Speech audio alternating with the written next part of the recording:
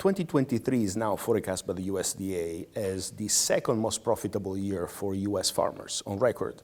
And this is after 2022, which was the most profitable year on record for US farmers. So it's a very, very strong farm economy characterized by very low leverage, so really not impacted very much by the higher interest rates that are affecting other sectors of the economy. I'm here with Luca Fabbri, President and CEO of Farmland Partners. What are some of the broad trends you're seeing across the U.S. farmland economy today?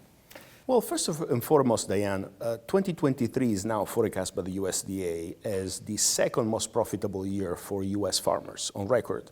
And this is after 2022, which was the most profitable year on record for US farmers. So it's a very, very strong farm economy characterized by very low leverage, so really not impacted very much by the higher interest rates that are affecting other sectors of the economy.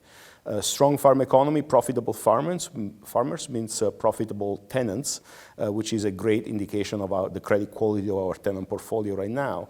Therefore, since farmland is really the ultimate scarce production asset in food production, that means also stronger rents because farmers are always in competition for more rent to expand their operations, and also very strong asset prices because farmers are also the biggest buyers of farmland in this country.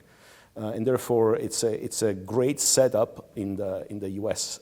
ag economy, which is a little bit of a bright spot compared to other sectors of the real estate industry in general, where there is, if not distress, certainly a little bit of discomfort. We're actually facing an industry that, both from a credit and an equity perspective, is incredibly strong.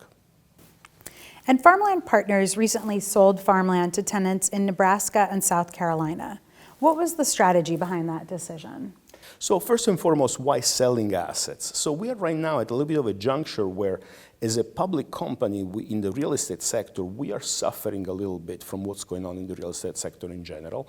And in equity markets, if you're not, a ChatGPT company or you are in artificial intelligence, therefore, especially with higher interest rates, our stock price is suffering, and there is a little bit of a disconnection between the stock price and the net asset value of our company as we see it. It's the stock price is quite a bit of a discount to NAV. In contrast, as we were saying, we are looking at a very, very strong private markets for our assets, and therefore we are arbitraging that disconnection, and we are pruning our portfolio very selectively here and there in order to use the proceeds to reduce leverage and therefore reduce interest expense, but also to buy back some stocks.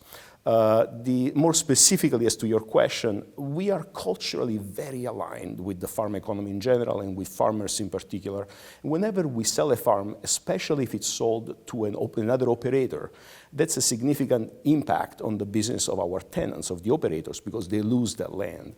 And therefore, culturally, we're very sensitive to that factor. So whenever we intend to sell a farm, we try, whenever possible, to offer it to the tenant first, in case they want to buy it. And in that case, those tenants actually took us up and bought those farms.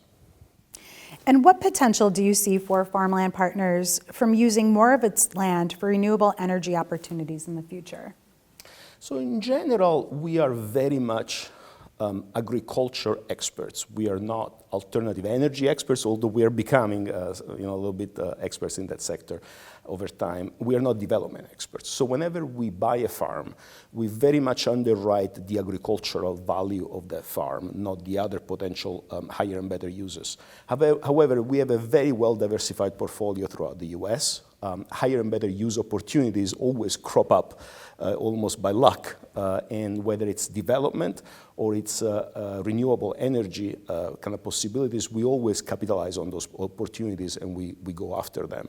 So we've had several wind farms on our properties, which are of course beneficial because they are just an additional income stream for us, because we can still rent the farm to be operated as traditional kind of farms.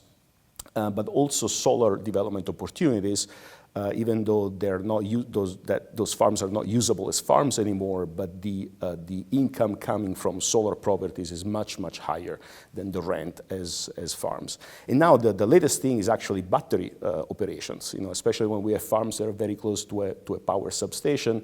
They are a prime opportunity to locate some battery capacity.